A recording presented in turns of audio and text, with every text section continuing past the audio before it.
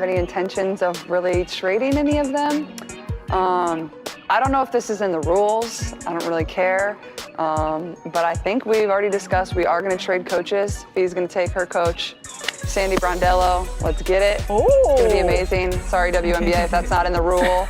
Sorry, ESPN, if that's not in the rules, but we just made it a rule. So, Sandy Brondello, come on over. Whoa! Imagine an all-star draft where players swap coaches like trading cards, where the person calling the shots isn't the league office, but a second-year rookie rewriting the playbook on live television. That's exactly what happened on July 8th, 2025, when Caitlin Clark stood at center court, looked straight into the camera, and declared, "Sorry, WNBA, if that's not in the rules. We just made it a rule." In an instant, Cheryl Reeve, decorated coach of Team Fee and former Team USA mentor, was sent packing, while Sandy Brondello, the New York Liberty's sideline architect, was ushered over to Team Clark. The crowd went silent, then erupted into disbelief and excitement all at once. Social feeds exploded, commentators scrambled for clarity, and fans everywhere realized they'd witnessed something unprecedented. No smoke machines, no staged viral stunt, just pure audacity from the league's brightest new star. Caitlin didn't ask for permission or apologize. She simply seized control of the moment and turned the All-Star Game into her personal statement on player empowerment. And yet, beneath the shock value lay deeper currents of rivalry, Olympic snubs, and the simmering tension between established power and rising influence. What began as a showcase of skill instantly morphed into a high-stakes drama about agency, legacy, and the evolving balance between players and the institutions that govern them. But this wasn't a gimmick, it was a strategic power move. Caitlin Clark didn't arrive at the All-Star festivities as a humble newcomer. By July 8th, she'd already shattered rookie scoring records, turned every arena into her personal highlight reel, and single-handedly transformed nightly broadcasts into must-watch TV. Week after week, she drained step-back threes with ice-cold precision. She threaded passes through traffic that looked impossible, even in slow motion. Opponents spent entire games scheming just to slow her down, only to watch her accelerate past them anyway. When the starters were announced, her name drew roars that reverberated from the rafters to the rafters. Cameras cut to her grin mid-toast at the All-Star Gala. Teammates beamed. Commentators gushed about her next-level court vision and fearless confidence. Even veteran All-Stars admitted they'd studied her film in secret. That kind of buzz doesn't fade. It crescendos into spectacle. On draft night, every pick felt like an honor roll, with Clark named captain alongside legends of the game.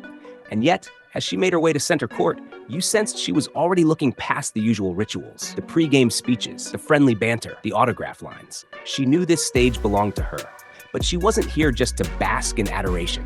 She was here to redefine expectations. By the time the draft host called her name to make the first selection, the arena was a live wire of anticipation. Would she pick her college rival, a fellow rookie phenom? Instead, she leaned in, took her microphone, and turned one of the game's oldest traditions on its head. Because for Clark, dominating on the scoreboard was only the beginning. Her real power move was about to unfold. One that would remind everyone why she's not just proving her talent, she's reshaping the league itself.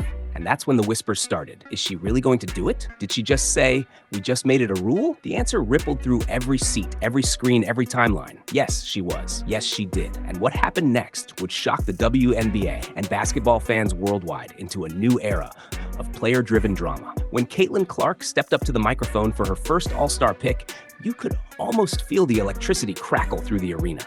Cameras panned in close as she paused, let the moment hang, then leaned forward and said with a grin, "Sorry, WNBA, if that's not in the rules. We just made it a rule." The words landed like a thunderclap. In that instant, Cheryl Reeve, already halfway through her practiced congratulatory wave, was cut loose from Team Clark and reassigned to Team Fee. Across the court, Sandy Brondello's jaw dropped before she broke into laughter, scrambling to toss her clipboard to an assistant as she made her way toward the rookie phenom's sideline. The broadcast booth erupted. Analysts sputtered, commentators backtracked into frantic rule searches, and ESPN's lower third crawlers struggled to keep up. Coach trade? Clark breaks all-star format. Social media exploded in real time.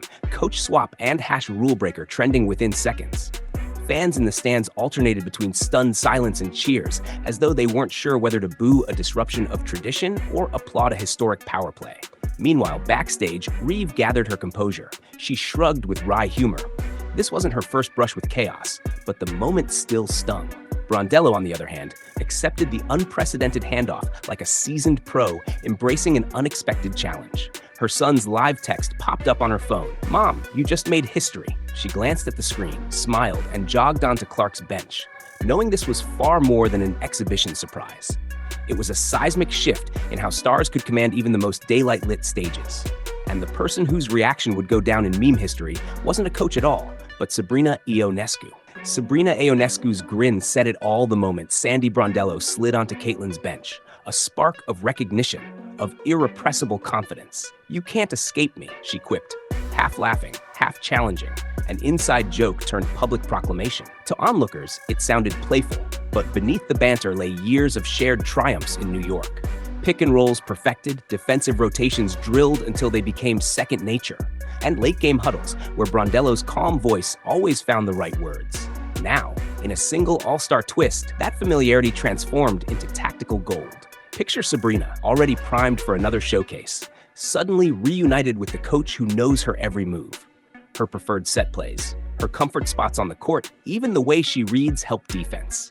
While other all-stars scrambled to adjust to new systems, Eonescu slid seamlessly into a Liberty-style offense under Brondello's direction. Spacing, screens, quick reads, all executed with effortless chemistry. Every whisper of "you can't escape me" carried the unspoken promise that this duo would perform on instinct alone, elevating Team Clark's cohesion amid the exhibition chaos. Fans caught every twitch of her expression, eyes lighting up, shoulders relaxing, the sheer delight of playing with someone who anticipates your next thought. In the sea of unfamiliar faces and last-minute trades, Sabrina's connection to Brondello stood out like a beacon of seasoned precision.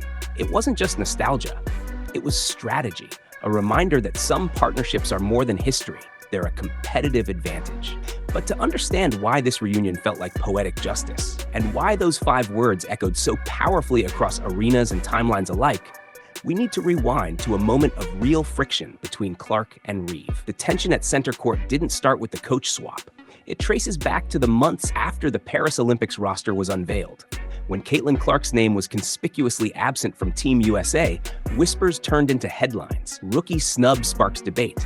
Cheryl Reeve, then serving as an assistant for the national squad, waded into the fray with offhand comments about the league's over-focus on Clark's hype.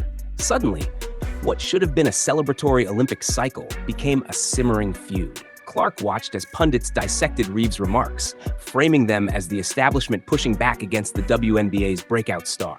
Every highlight reel she dropped was met with questions. Will the veteran coach defend her? Does Cheryl even believe in this rookie? The more Clark let her game speak, the louder Reeve's critiques seemed, until they felt less like constructive analysis and more like personal shade. By draft night, the sting of that snub was still fresh in viewers' minds. Here was the league's brightest talent trading jabs without uttering a word. So when Caitlin pointed to the camera and upended decades of all-star tradition, it wasn't just for show, it was payback. The move said, "You sidelined me on the biggest stage, so now you can't coach me on this one." Petty? Maybe. Powerful? Absolutely. And with that, the league learned that even exhibition nights can't escape the undercurrents of real-world rivalries and vindication, setting the stage for a new era of player-driven power plays. But this wasn't solely about settling scores. It was a statement on who holds the reins in today's game. Young stars across sports are no longer content following every rulebook. They're demanding a seat at the table, even when that table is an exhibition draft. Caitlin Clark's coach swap wasn't a one-off stunt. It was part of a broader movement. Athletes asserting control over how, when, and with whom they compete. From LeBron James negotiating player empowerment trades to Serena Williams influencing tournament layouts, elite competitors have shown that talent alone isn't enough. They want agency too. In the WNBA, this momentum has only accelerated. Players now voice preferences on travel schedules, jersey designs, and yes, even all-star formats. Clark simply took the next logical step. If a rule doesn't exist, she'll write one. The league's response has been telling. Rather than punish, the WNBA quietly updated its guidelines to acknowledge player-driven innovations. Executives realize that in a media age hungry for unscripted drama, giving stars creative freedom can be a boon, not a burden.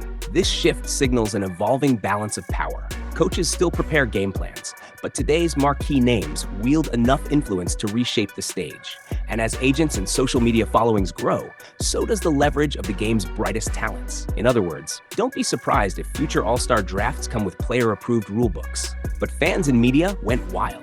As news of the coach swap hit everyone's phones, social feeds lit up with divided reactions. Some fans hailed Clark's move as the most electrifying moment the league has seen, calling it a bold, game-changing shakeup. Others bristled at a rookie's audacity to rewrite tradition, arguing that exhibition nights should honor the game's history, not upend it. Behind the scenes, WNBA executives raced to draft new All-Star guidelines. Proposals flew. Captains could gain limited format tweak power.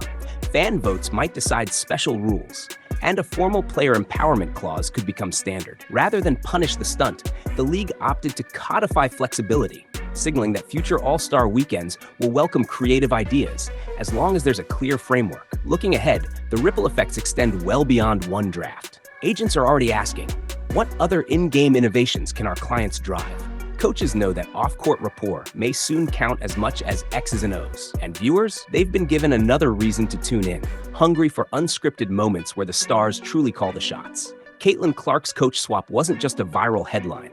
It was a turning point. As the WNBA embraces a future co-created by its brightest talents, one thing is clear. The game is no longer simply played on the court. It's being rewritten by its own players.